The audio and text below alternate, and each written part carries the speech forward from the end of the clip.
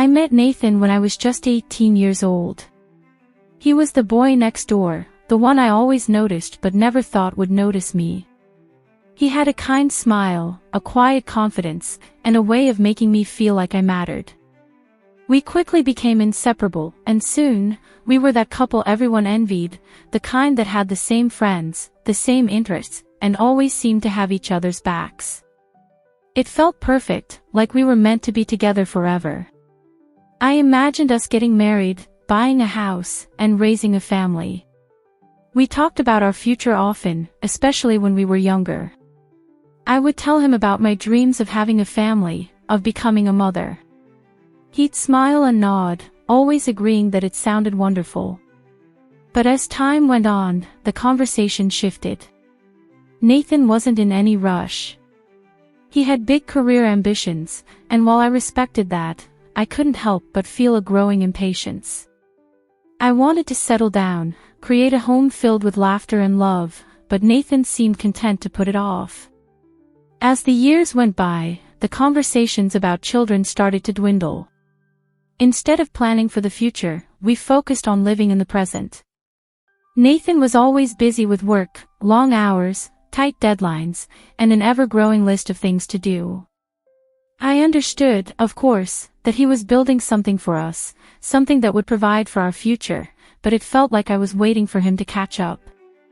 Waiting for him to see that I wasn't getting any younger, that time was slipping away, and my dreams of motherhood were starting to feel like a distant memory.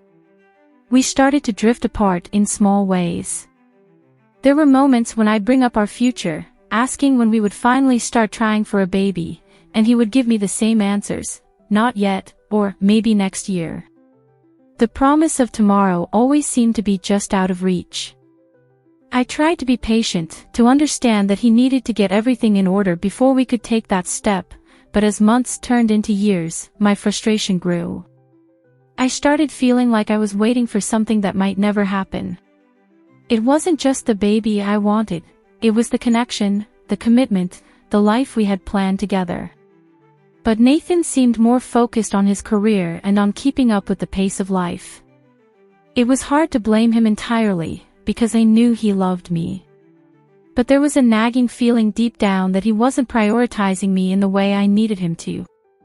I remember one particular evening, sitting on the couch in our apartment, trying to have one of those serious conversations about our future. Nathan was distracted, scrolling through his phone while I sat next to him, anxiously waiting for him to give me the answer I was hoping for. I was tired of waiting. Tired of being the one who had to always bring it up. A real man could give me a baby, I said, half joking, half serious. The words slipped out before I could stop them, a mix of frustration and a desperate plea for him to see me, to hear me. I didn't realize how much weight those words would carry until it was too late. Nathan looked up from his phone, his face blank. He didn't say anything at first, just stared at me as if trying to process what I had just said. I immediately regretted it. I could see the hurt in his eyes, the confusion, and the anger starting to build. I had said it in a moment of weakness, not realizing the impact it would have on him. It wasn't just a criticism of his ability to be a father, it was an attack on his masculinity, his worth as a partner. "I'm sorry," I quickly added, reaching out to him. "I didn't mean that. I'm frustrated." But the damage had already been done. Nathan stood up, pacing the room. He didn't yell at me. Instead, he became quiet, distant. It was like he shut down completely. That's when I knew that the conversation had gone from a discussion about the future to something much more painful. I had crossed a line I never should have. The man I had trusted, the man I thought I would spend my life with, now looked at me as though he didn't know who I was. We didn't talk much that night. In fact, we barely spoke at all in the days that followed. I kept replaying my words in my head, over and over again, hating myself for letting my frustration get the best of me. But I never expected that simple comment, that one slip of the tongue, would unravel everything. The days following my comment felt like a thick, suffocating fog. Nathan and I were living in the same apartment, but we might as well have been miles apart. There was an unspoken tension in the air that I couldn't shake. I kept telling myself that things would get better, that we just needed a little time to cool off. But with each passing day, I could feel the distance growing. I could feel him pulling away from me, and I couldn't understand why. I tried to reach out, of course.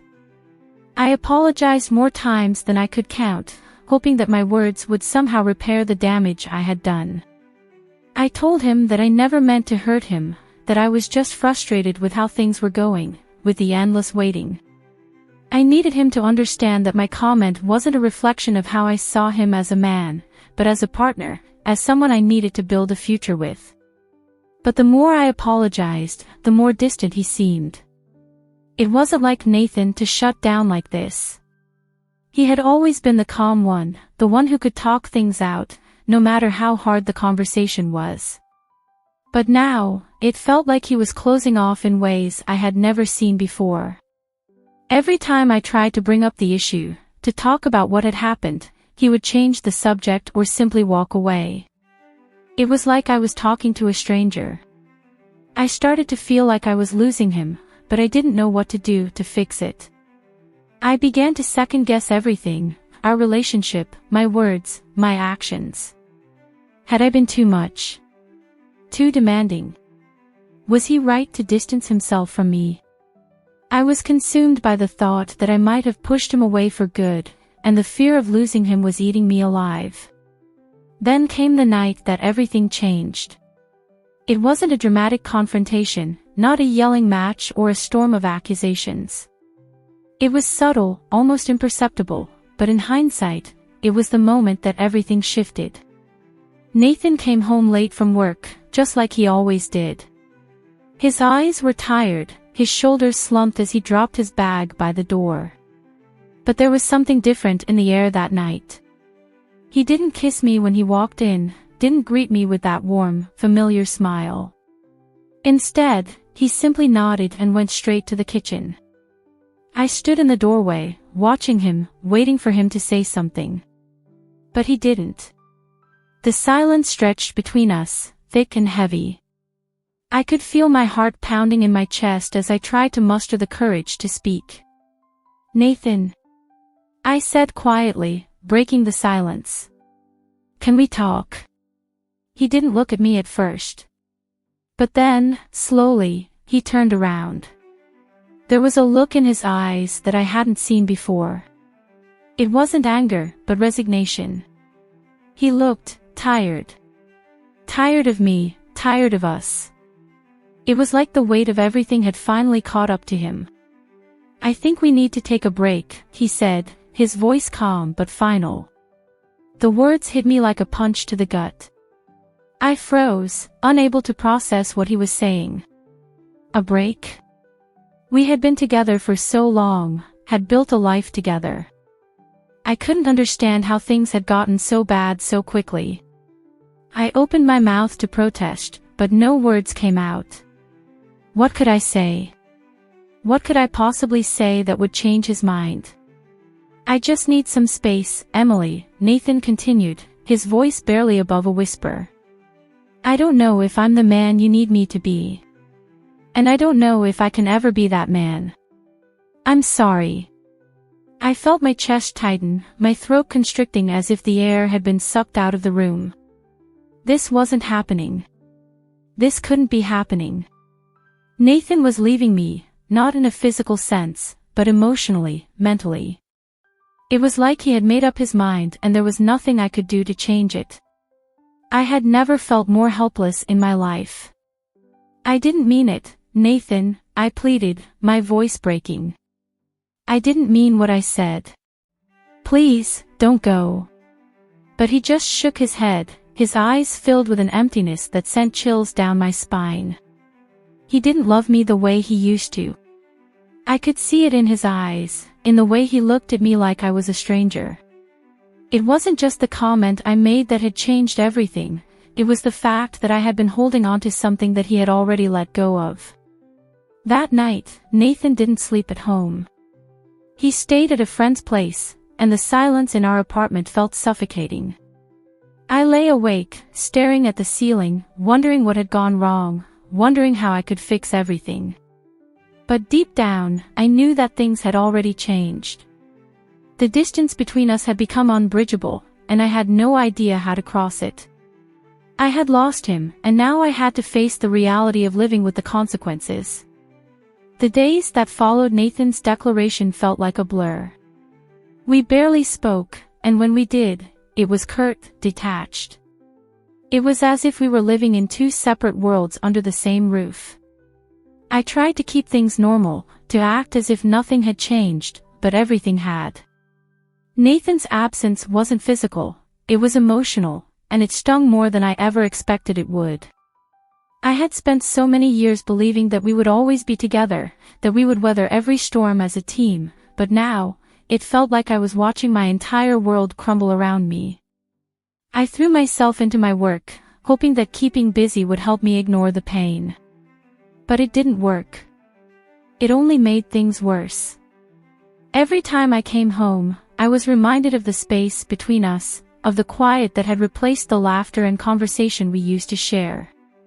The silence felt louder than any argument could have been. I hated it. I hated the way I felt when I came home, the way I felt when I saw his things scattered around the apartment, reminders of the life we once shared. I began to notice things about Nathan that I hadn't paid attention to before. Little things, like how he always had his phone on him, how he would respond to texts almost instantly, the way he seemed to be preoccupied with something when I was around. I didn't want to be paranoid, but the nagging feeling in the back of my mind wouldn't let go. I started to wonder if there was someone else, someone he had found while we were drifting apart. I couldn't ignore the possibility that he might have already moved on, that maybe he had found the family he wanted without me. I couldn't bring myself to ask him, though. I couldn't bear the thought of hearing him confirm my worst fear. Instead, I spent nights lying awake, imagining what he was doing, who he was with. I felt so small, so insignificant, as if everything I had given him, every part of myself, every piece of trust, had been thrown away without a second thought. But then, one evening, everything came to a head. Nathan came home later than usual, and as he walked through the door, he looked different. He wasn't the man I had once known. There was a weariness in his eyes, a sense of finality in his step. I watched him closely, my heart racing as I prepared for whatever was coming next. He sat down across from me, not saying anything at first, just looking at me with those same empty eyes. I could feel my pulse quicken, a mix of dread and hope stirring in my chest. I had no idea what to expect, but I had a feeling I wouldn't like it. "I've met someone else," Nathan said, his voice soft but steady. I froze. My breath caught in my throat, and the world seemed to stop moving for a moment. I couldn't process what he had just said. It felt like someone had knocked the wind out of me. I opened my mouth to speak, but no words came out. "I'm sorry, Emily," he continued, not meeting my gaze. "I never wanted it to happen like this, but I can't keep pretending. She's everything I've been looking for. I never meant to hurt you, but I can't keep doing this." The words didn't feel real. They didn't feel like they were meant for me. Nathan wasn't talking about us. He was talking about the end of everything I thought we had.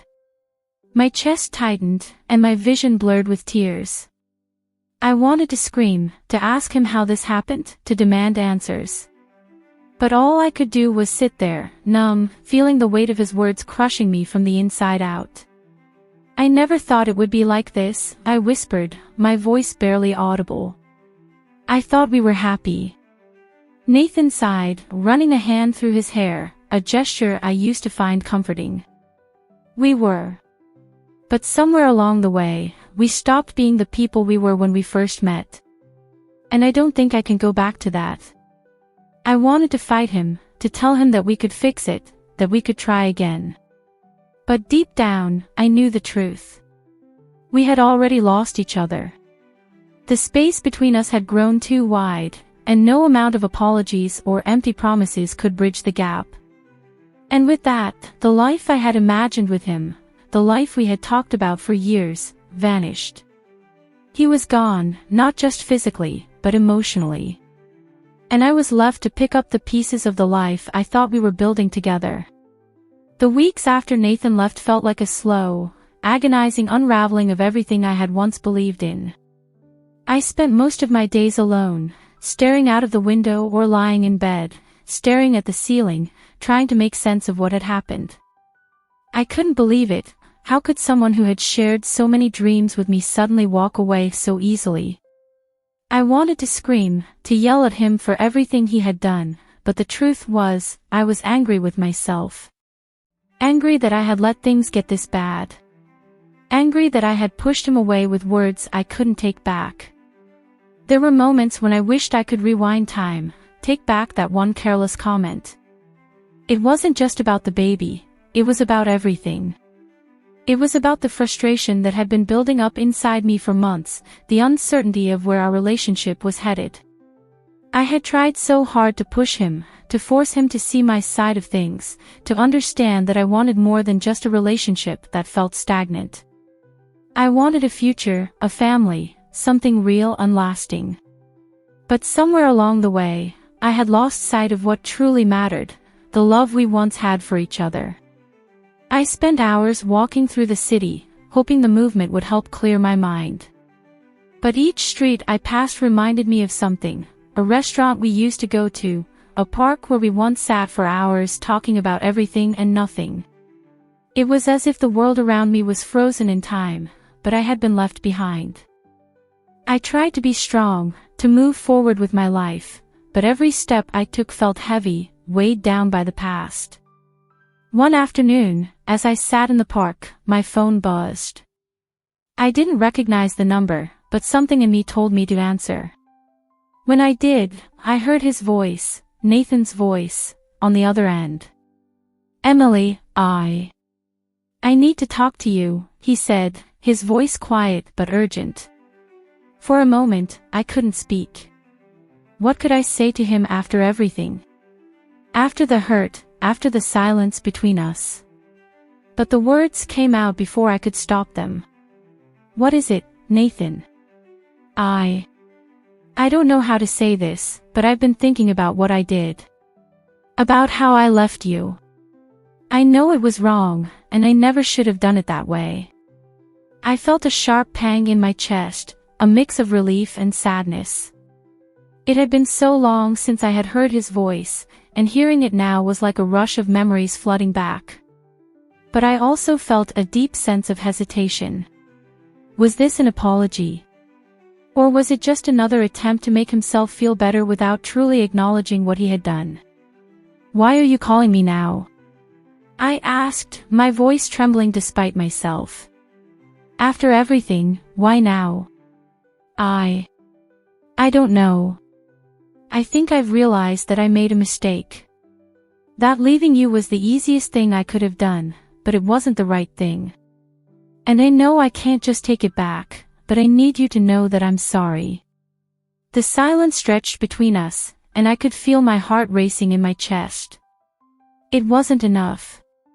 His apology wasn't enough to erase the hurt, to take back the pain of watching him walk away, of seeing him find someone else while I was left behind to pick up the pieces of my broken heart. "I don't know if I can forgive you, Nathan," I said quietly. "I don't know if I can go back to who we were, not after everything that's happened." There was a long pause on the other end of the line. I could hear him breathing, and I knew that he was trying to find the right words. But there were no right words. Not anymore. "I understand," he said finally. "I don't expect you to forgive me. I needed you to know that I regret everything. I'll always care about you, Emily." The call ended, and I sat there, my phone still pressed to my ear, staring out at the people around me. The world had continued moving while I had been stuck in my own turmoil. I had spent so much time blaming Nathan, blaming myself, that I had forgotten to look at what really mattered, healing, moving on, and learning to forgive, not just him, but myself. I didn't have all the answers. I didn't know what the future held for me or whether I would ever find the love I had lost. But in that moment, I realized that maybe the most important thing was to let go. To stop holding on to something that was never meant to be. I wasn't the person I was before Nathan, and I wouldn't be the person I was while I waited for him to come back. I had to move forward. Months passed since Nathan and I had that final conversation. I couldn't quite say I had healed, but I had learned to breathe again, to live without the weight of the past crushing me every day. It wasn't easy, but each day was a step further from the person I used to be, a woman consumed by the hope that things would go back to the way they were, that the love we had would somehow mend itself. It was time to let go. I threw myself into my work, taking on new projects and challenges. At first, it felt like a distraction, a way to fill the emptiness that had been left when Nathan walked out of my life. But then, something shifted. I started to feel pride in what I was accomplishing, a sense of fulfillment that I hadn't known I was missing. I found myself smiling again, not because I was trying to mask the pain, but because I was genuinely happy with the woman I was becoming. One day, while out for a coffee break, I bumped into Sarah, an old friend from college. We used to be close, but life had pulled us in different directions, and we lost touch over the years. Seeing her was like a breath of fresh air. Her smile was familiar, comforting, and for the first time in a long while, I felt like I was re-entering a world I had once been part of. "Emily. It's been ages," she exclaimed, pulling me into a hug. "I've been following your journey on social media. I see you're doing well. I'm so proud of you." It was unexpected, hearing someone else say they were proud of me. I had spent so much time doubting myself, questioning whether I was enough, whether I could ever be happy without Nathan. But there, in the middle of that coffee shop, I realized something important. I didn't need anyone to validate me. I was enough. And I had been enough all along. Sarah and I spent the next few hours catching up, talking about everything, our careers, our passions, our struggles. She listened intently as I shared the story of Nathan, of how I had let my life revolve around someone who no longer fit into my future. She was supportive, offering advice without judgment. It felt like I was finally talking to someone who understood me, who didn't see me as a victim of my past but as a woman learning to stand on her own 2 feet. By the end of our conversation, Sarah invited me to a small gathering she was hosting at her apartment that weekend. She assured me it would be laid back, just a few close friends, and it sounded like exactly what I needed. I hesitated for a moment.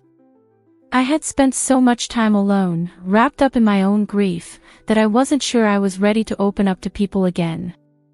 But deep down, I knew that this was part of my journey, taking the step to reclaim my life, to step out of the shadow of the past. The night of the gathering, I put on my favorite dress, the one I hadn't worn in ages, and took a deep breath before walking out the door. The apartment was filled with laughter, music, and warmth. I felt like I was rediscovering a part of myself that I had buried for so long. As the evening wore on, I found myself talking to a man named Alex. He was kind, easy to talk to, and for the first time in a long while, I felt a spark of connection. We exchanged numbers before I left, and when I got home that night, I realized I hadn't thought about Nathan even once. It was the first time in months that I had gone an entire evening without feeling the familiar ache in my chest. I didn't know what would happen with Alex, or where life would take me, but for the first time in a long time, I felt hopeful. It wasn't about replacing Nathan or trying to find someone to fill the void. It was about reclaiming my own happiness, rediscovering who I was outside of a relationship, and knowing that I deserved more than what I had settled for in the past. This was my new beginning.